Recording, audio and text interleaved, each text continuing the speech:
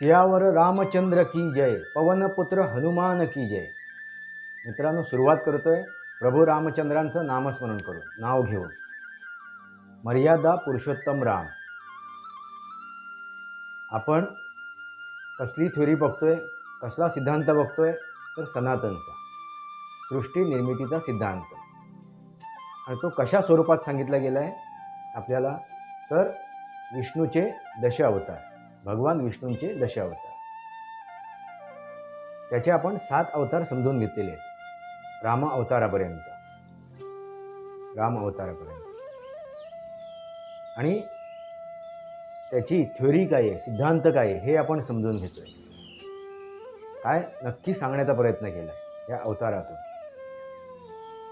याच्यावर आपण चर्चा करतो।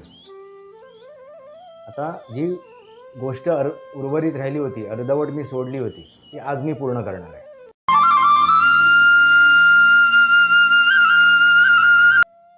नमस्कार मित्रांनो, सनातनी वास्तव या माझ्या यूट्यूब चॅनलवरती आपलं सहर्ष स्वागत आहे। मी आपला मित्र राजेश वासंती सावजी किळुस्कर। मित्रांनो, आपण चर्चा कशावर करतोय, तर सनातनचा सिद्धांत, सृष्टी निर्मितीचा सिद्धांत। सृष्टी निर्मिती कशी झाली, सृष्टी निर्मितीपासून अंतापर्यंत हा विषय आहे। हे चक्र आहे आणि ते 4 युगामध्ये वाटलं गेलं आहे। 4 युगामध्ये पहिला युग कोणता आहे, सतयुग। दुसरा आहे त्रेतायुग, तिसरा द्वापारयुग आणि चौथा कलियुग। परत सतयुगाकडे आपण चाललोय, कलियुगामधून आपण आता सतयुगाकडे चाललोय। परत हे काय होणार आहे, चक्र सुरू आहे, युगाचं चक्र सुरू आहे सनातनप्रमाणे। परत आपण सतयुगाकडे चाललोय। आपल्याला आता वास्तव कळते। आता जे मी तुमच्यासमोर ठेवते त्याचा मागचा उद्देश तोच आहे। एवढ्या वर्षात वास्तव कळलं नव्हतं। आपण वाचत होतो, आपण वेद वाचत होतो, आपण उपनिषद वाचत होतो, आपण गीता रहस्य वाचलं, 18 पुराणं वाचली, पण त्याच्यामागे जे रहस्य आहे, त्याच्यामागे जे सांगण्याचा प्रयत्न केला आहे, मथित अर्थ आहे, त्याचा सार आहे, तो आपण समजू शकलो नाही। त्याच्याकडे आता चाललोय आपण। ते आता समजायला का लागले आपल्याला, कारण आता आपण कुठेतरी वास्तव शोधायचा प्रयत्न करतोय। हे आज मला का उमगलं, का समजलं, तर वास्तव शोधतोय। रियालिटी काय, खरोखरच हे आहे का, खरोखर असं घडतेय का, खरोखरच हे जे काय लिहिलंय ते 100% आहे का। असं मी ज्यावेळी शोधायला सुरुवात केली त्यावेळी मला ह्या गोष्टी निदर्शनात आल्या, नक्की काय सांगायचं। कारण कुठल्याही गोष्टीचा एक सार असतो, निचोड असतो। आपण भाराभार गोष्टी ऐकतो, आपण कथा ऐकतो, पण त्या कथेमधला सार असतो, एक त्या गोष्टीमधला एक सार असतो। तो सार समजून घेणं गरजेचं आहे आणि हा सारच आपण समजून घेतोय ह्या वेदांमधून। या 18 जे हे आहेत पौराणिक कथा आहेत त्याच्यामधून, गीता रहस्यांमधून जे काय ज्ञान ठेवलेलं आहे त्या ऋषीमुनींनी लिहून, वेगवेगळ्या प्रकारे वेगवेगळ्या तऱ्हेने त्या ग्रंथांमधून, विविध ग्रंथांमधून ते आपण समजून घेतो आणि त्याचा सार समजून घेतो। आणि आपण सुरुवात कुठून केली आहे, तर सृष्टीच्या निर्मितीचा सिद्धांत। सृष्टीची निर्मिती कुठून झाली आहे, तर जलचर प्राणी, नंतर उभयचर प्राणी आणि नंतर भूचर प्राणी। असं होताना त्याच्या शरीरामध्ये स्थित्यांतर होत गेली, त्याच्या शरीरामध्ये उत्क्रांती होत गेली, परिवर्तन होत गेलं आणि त्याच्या बुद्धीमध्ये परिवर्तन होत गेलं। आणि केंद्रस्थानी काय ठेवलं आहे, तर मनुष्य प्राणी। केंद्रस्थानी काय ठेवलं तर मनुष्य प्राणी। आणि या मनुष्य प्राण्याला समोर ठेवून हे सगळे अवतार आपण समोर ठेवलेले, अवतरित झाले। मित्रांनो, मी तुमच्यासमोर एक जिवंत आणि ताजा उदाहरण ठेवतोय वर्तमानातलं, सृष्टी निर्मितीच्या सिद्धांताचा। रामाचा अवतार म्हणजे मर्यादा पुरुषोत्तम राम। मर्यादा पुरुषोत्तम राम, मर्यादा ह्या मर्यादा ओलांडल्या गेल्या, त्यामुळे हे कलियुग आलं आहे, ही परिस्थिती आली, ही स्थिती आली आहे. हे जे आज घडते या पुऱ्या विश्वात मनं दुभंगली गेली आहेत, त्याला कारण मर्यादा ओलांडल्या गेल्या आहेत.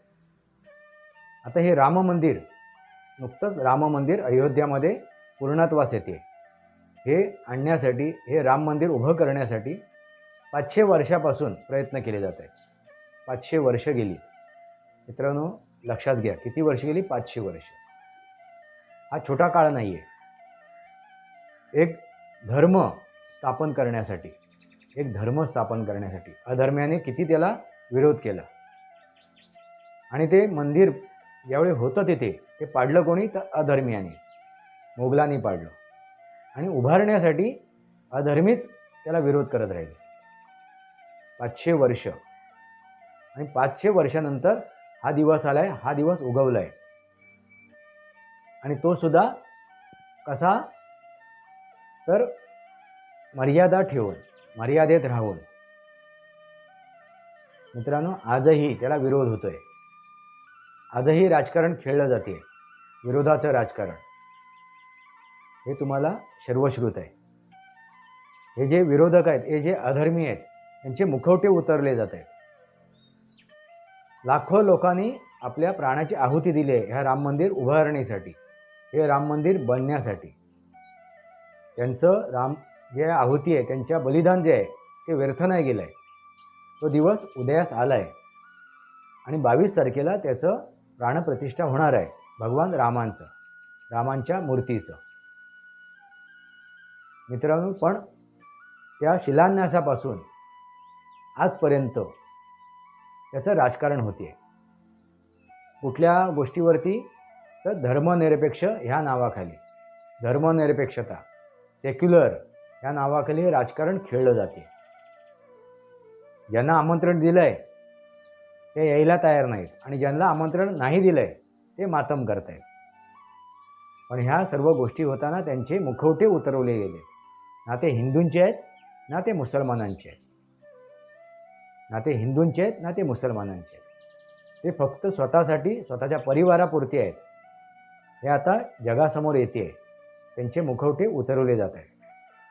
ते त्यांनी अमर्याद काय केलं? ह्याच्यात खंड पाडला, ह्याच्यात अडचणी आणल्या राम मंदिरामध्ये, राम मंदिर निर्मितीमध्ये. असे हे असुर, असे दैत्य, असे दानव, यांचे मुखवटे उतरवले जात आहेत. असे हे अधर्मी. इथे युद्ध कसलं आहे? इथे विरोध कसला आहे? तर अधर्मियांचा. धर्म आणि अधर्म यांचं युद्ध आहे. मित्रांनो श्रीरामचंद्रांनी सुद्धा जे राजकारण केलं ते पूरक होतं, सकारात्मक होतं. मर्यादा ठेवून केलं होतं, मर्यादेत राहून केलं होतं. कुटुंबासाठी आणि समाजासाठी. कुटुंबाला समोर ठेवून आणि समाजाला समोर ठेवून. ना त्यांनी आपल्या परिवारासाठी राजकारण केलं, ना फक्त समाजासाठी राजकारण केलं. आणि त्यांनी पूरक असं राजकारण केलं,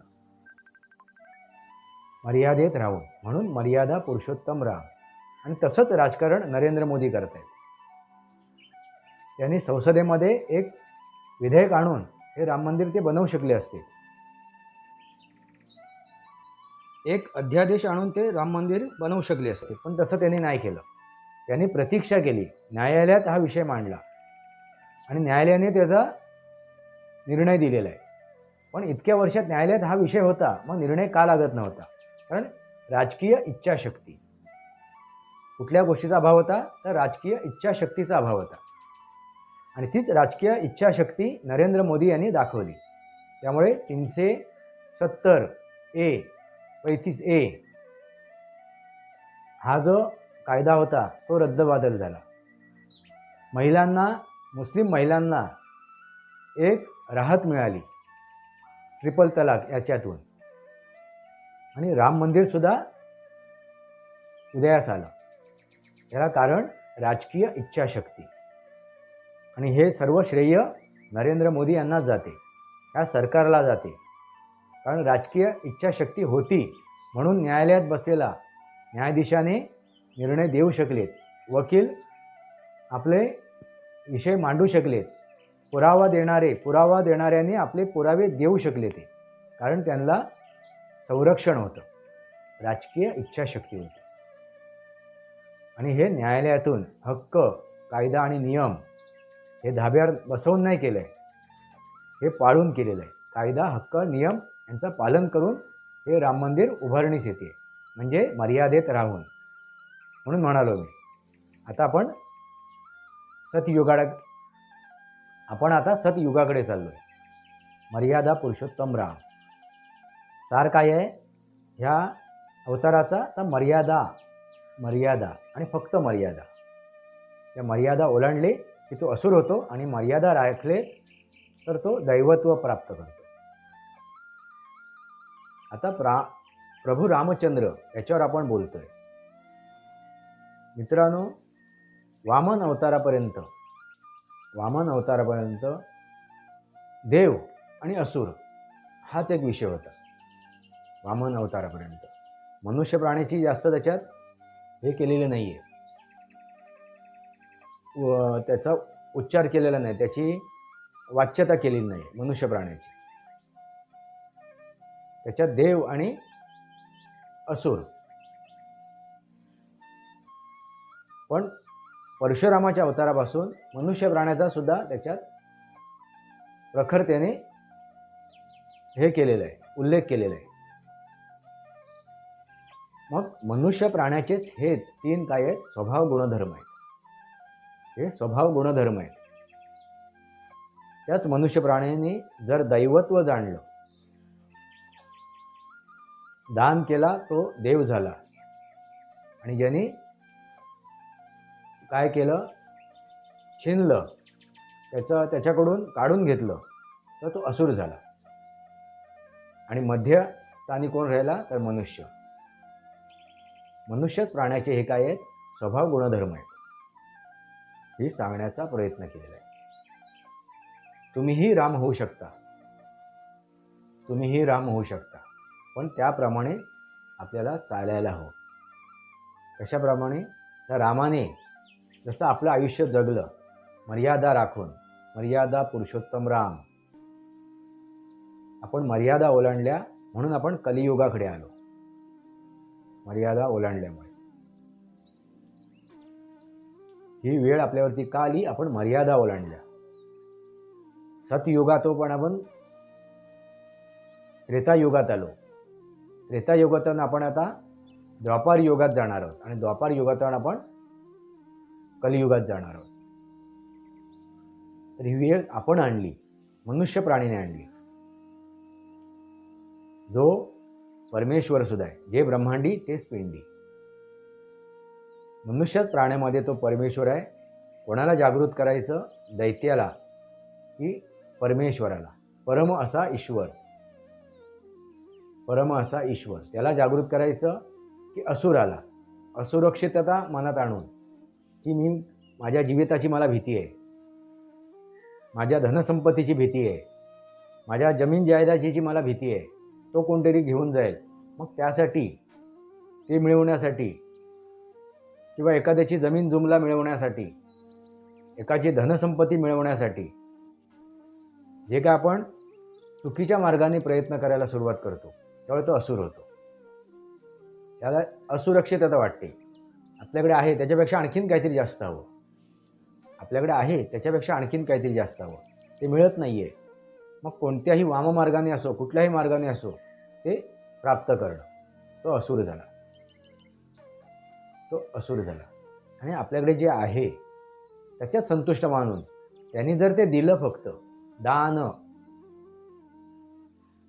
ते दिलं, दैवत्व प्राप्त होते त्याला. तो फक्त देत गेला, वाटत गेला, तर त्याला दैवत्व प्राप्त झालं. आणि मनुष्य प्राण्याचं काय कर्तव्य आहे? मनुष्य प्राण्याने याच्यामध्ये राहून, म्हणजे षड आकार सुद्धा अगदी कवटाळू नये, आणि षड विकार सुद्धा कवटाळू नये. षड आकार टाळून आपल्याला दैवत्व प्राप्त करायची गरज नाही आहे, आणि षड विकार घेऊन, प्राप्त करून आपल्याला असुरत्व प्राप्त करायचं नाही. आपल्याला फक्त ते षड आकार बाळगून या सृष्टीला कसं आपण साथ देऊ, या सृष्टीमधील प्रत्येक जीवाला कसं साथ देऊ, त्या बॅक्टेरियापासून मनुष्य प्राण्यापर्यंत प्रत्येक जीवाला जगण्याचा अधिकार आहे. प्रत्येक जीवाला जगण्याचा अधिकार आहे. तुम्ही म्हणाल कोरोना आला, हजारो माणसं मेली, ती कर्माने मेली. कोरोना हा आजही आहे, उद्याही आहे, परवाही असणार आहे आणि चिरंतर निरंतर असणार आहे. असे असंख्य बॅक्टेरिया ह्या भूतलावरती वावरत आहेत. असंख्य, लाखो, करोडो आपल्या संपर्कात आहेत. पण आपल्यामध्ये जी रोगप्रतिकार शक्ती आहे त्याच्यामुळे त्याच्यावरती आपल्यावरती असर होत नाही आहे, त्याचा परिणाम होत नाही तेवढ्या प्रमाणात. पण मनुष्य प्राण्याने बेछूट निसर्गाची विध्वंस केलेला आहे. बेछूट निसर्गाचा विध्वंस केला आहे. मर्यादा ओलांडली. मर्यादा पुरुषोत्तम राम. मित्रांनो, मर्यादा पुरुषोत्तम राम, मर्यादा ओलांडून गेलाय मनुष्य प्राणी. आपण म्हणतोय वाघ आला शहरामध्ये. वाघ शहरामध्ये आला नाही, तर त्या जंगलामध्ये आपण शहर स्थापन केलंय. हत्ती आली आपल्या शेतामध्ये, शेताचा विध्वंस केला हत्तींनी.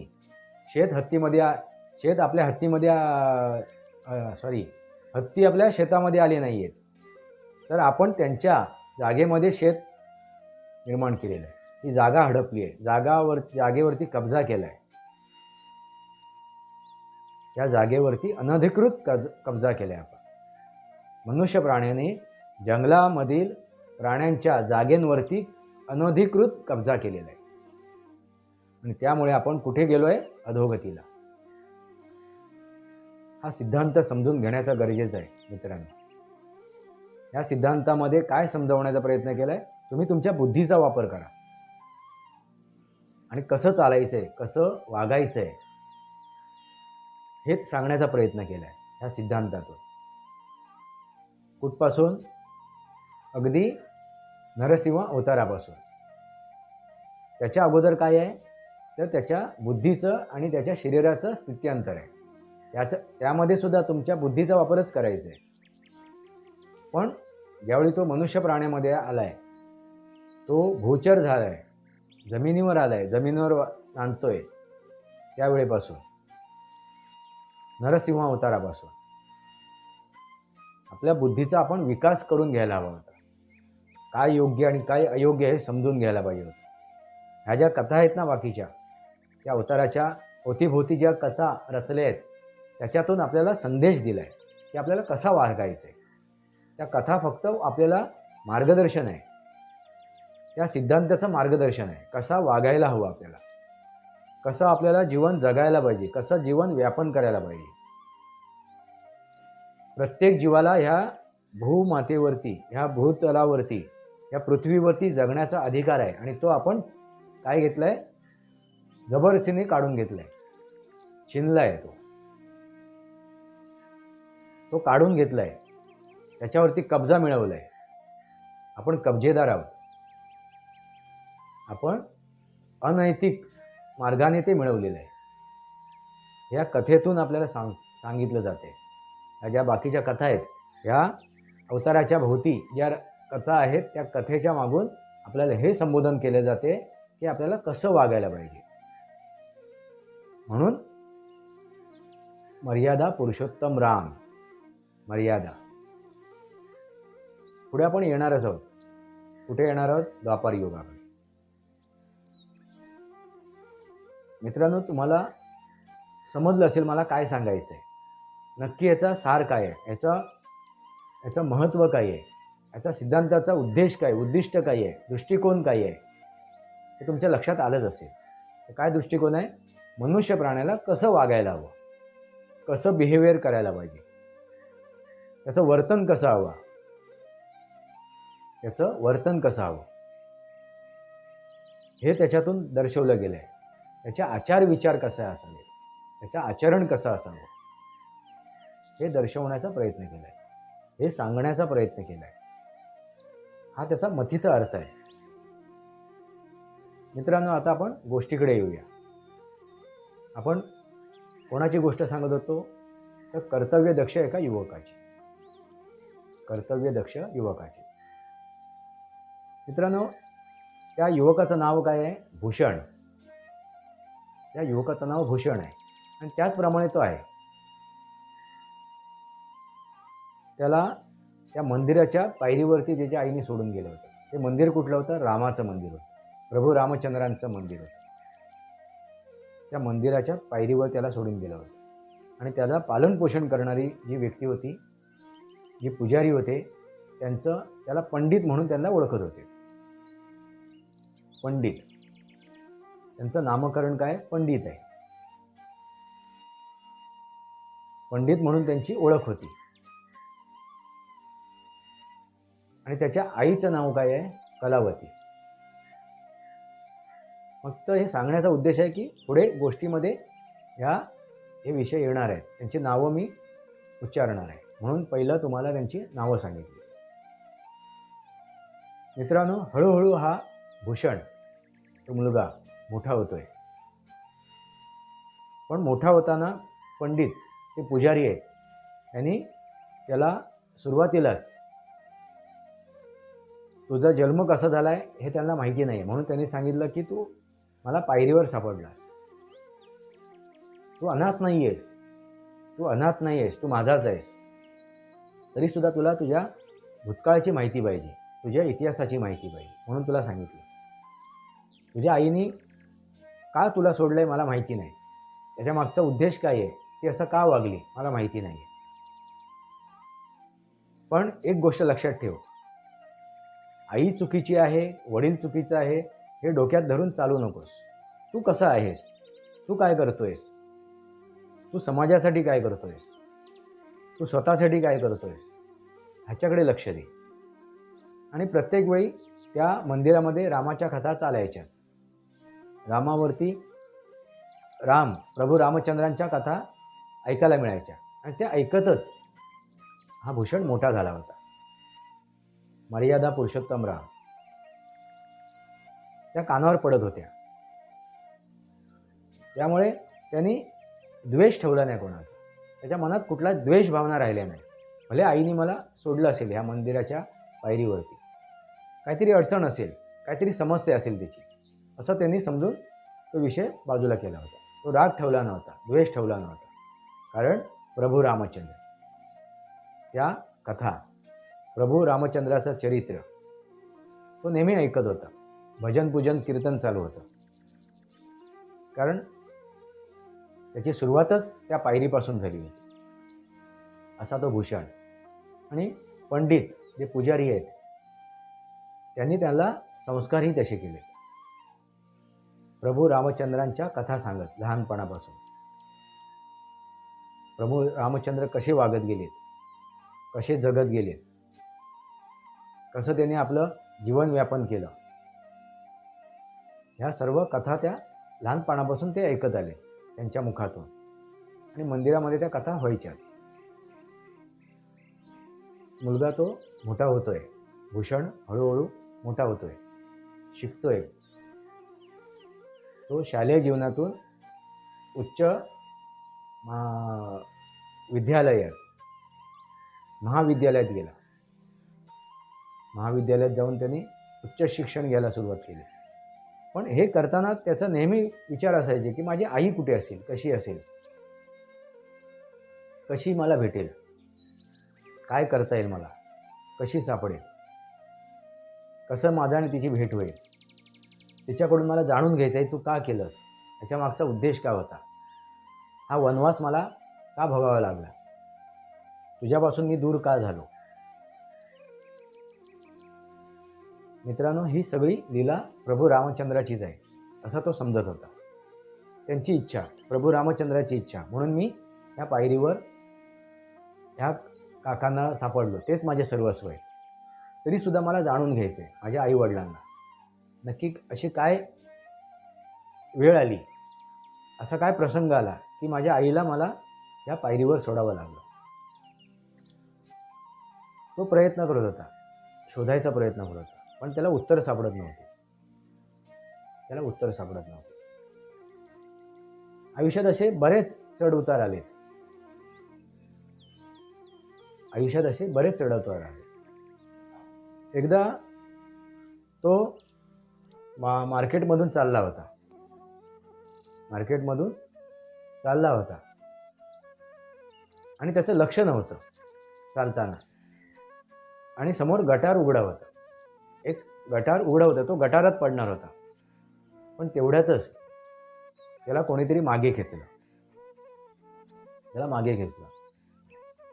बघितलं तर एक स्त्री आहे, एक वृद्ध स्त्री आहे. तिने आपल्याला मागे खेचलंय. तो एकदम भानावर आला आणि एकदम म्हणाला, तो आई धन्यवाद, खरं तर आम्ही खड्ड्यात पडलो असतो, या गटारात पडलो असतो.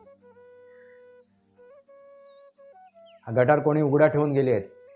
हे महापालिकेवाले असंच काहीतरी करतात, झाकण न ठेवता गेलेले आहेत. त्याच्या भोवती कुठलं हे नाही ठेवलेलं आहे. मग त्यांनी पहिल्यांदा तिथे एक निशाण ठेवले, काठी टाकली त्याच्या आतमध्ये, त्या गटारामध्ये, आणि त्याच्यावरती एक कपडा बांधला, तर आणखीन कोणतरी त्याच्यात जाऊन पडू नये.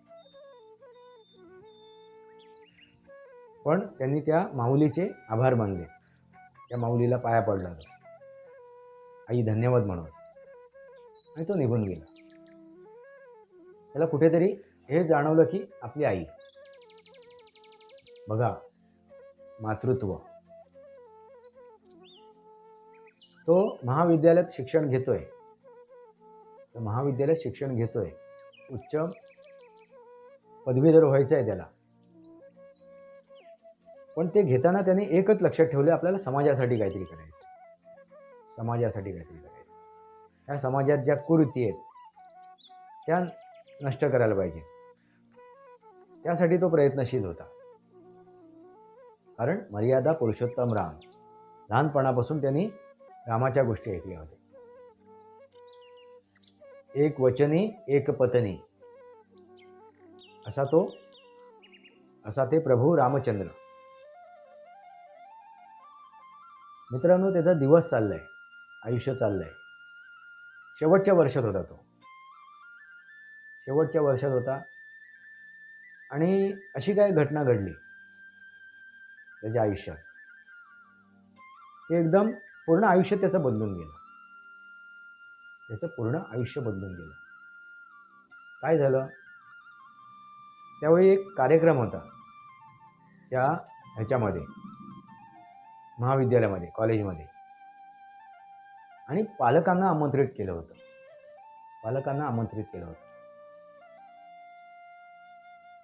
सर्व पालकांनी या. आणि पालक म्हणून आता कोणाला घेऊन जाणार ते? हा भूषण. तर पुजारी पंडितांना ते घेऊन गेले. हेच माझे पालन पोषण आहे, हेच माझे पालक आहेत. पण त्या दिवशी काय झालं, त्या मंचावरती ज्यावेळी त्यांनी आपल्या त्या ह्यांची, पंडितांची एक पालक म्हणून, एक पिता म्हणून ओळख करून दिली, त्यावेळी सगळीकडे हास्यकोल्हळ उठला. त्याची चेष्टा करायला लागले लोक.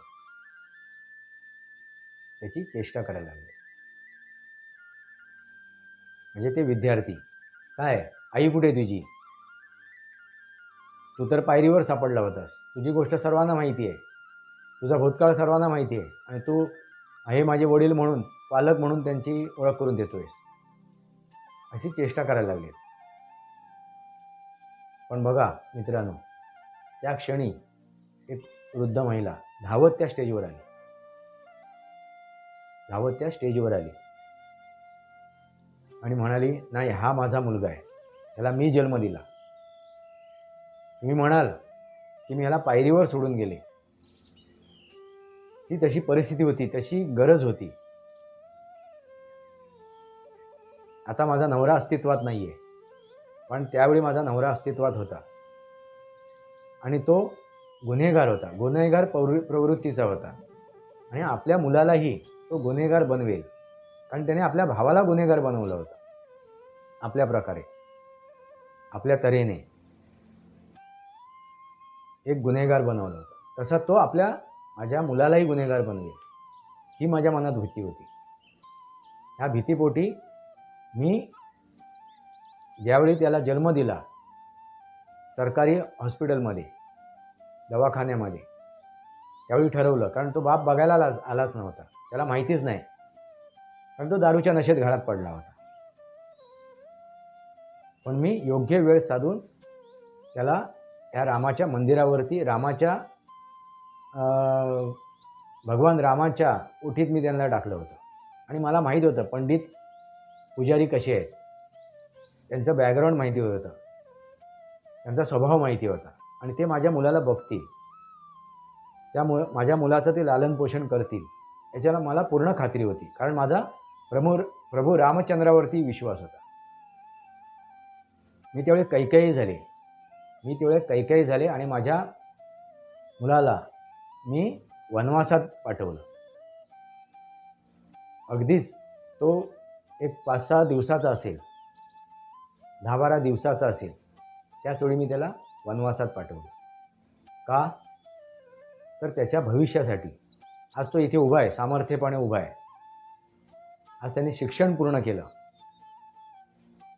आज मी समोर का आले?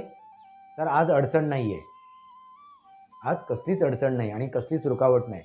माझ्या मुलाचे आचार विचार मला समजलेले आहेत, त्याचे संस्कार मला कळलेले आहेत, जे संस्कार मीही देऊ शकले नसते. तर ह्या महान पुजारींनी त्याला संस्कार दिलेले आहेत, तर त्यांचीही मी ऋणी आहे. आणि त्यांच्याही ती पाया पडली, त्या पंडितांच्या पाया पडली, त्या पुजारींच्या पाया पडली, ती माऊली. मित्रांनो, त्याग, आईने त्याग केला का? तर मुलासाठी. त्या पंडिताने त्याग केला कसला? आपल्या आयुष्यामधील, त्यांनी लग्न नाही केलं, त्या मुलासाठी त्या पंडितांनी सुद्धा त्याग केला. बघा, त्यागमूर्ती. आणि त्या मुलानेही त्याग केला. कसला त्याग केला? तर षड्विकारांचा, राग, काम, क्रोध, लोभ, मोह, मद, मत्सर, याचा त्याने त्याग केला. म्हणून त्याने आईचा द्वेष कधी नाही केला. त्याला कळल्यानंतर सुद्धा फक्त त्याला जाणून घ्यायची इच्छा होती, की आपल्या आईने असं का केलं, हा निर्णय का घेतला. नक्कीच तिला काहीतरी अडचण आली असेल. म्हणजे बघा, त्यागमूर्ती प्रभू रामचंद्राने हेच सांगितलंय, षड आकार बाळगा, षड विकार बाळगू नका. षड आकार बाळगा, पण षड आकार हवेत. जर या भौतिक जगात जगायचे तर षड आकार हवेत. आपल्याला स्वाभिमान हवा, आपला अभिमान हवा, आपल्याला लोभ असावा, आपल्याला माया असावी, आपल्याला राग सुद्धा असावा, पण तो तात्पुरता, एवढाच, मर्यादेच्या बाहेर नाही. म्हणून मर्यादा पुरुषोत्तम राम.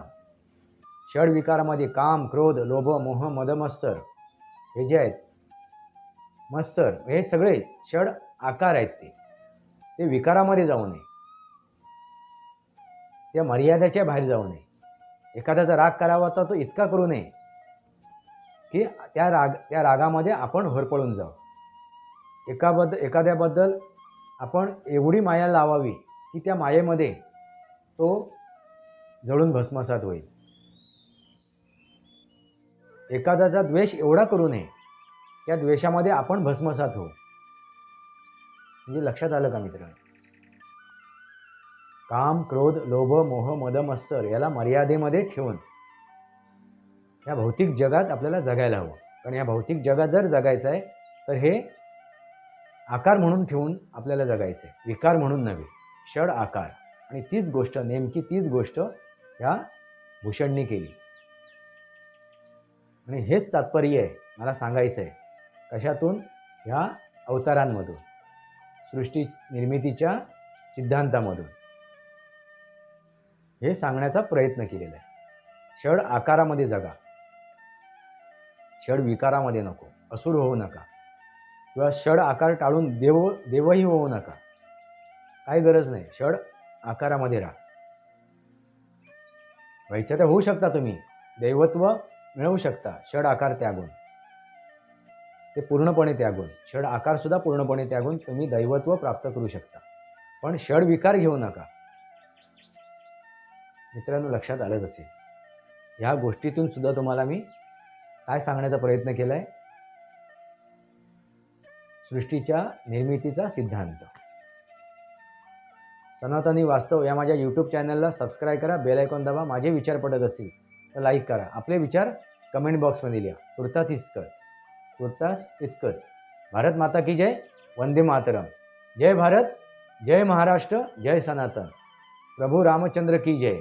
सियावर रामचंद्र की जय.